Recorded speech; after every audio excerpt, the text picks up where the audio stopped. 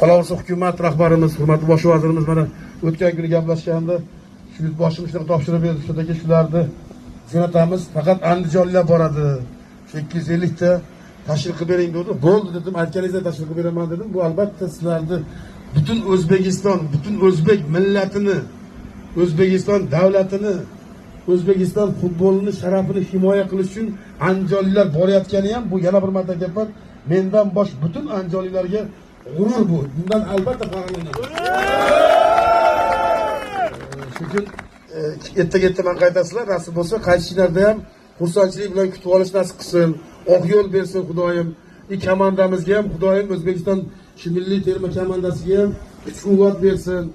Yaxshi natijalarni ko'rish nasib qilsin. Xudoyim oq yo'l bersin.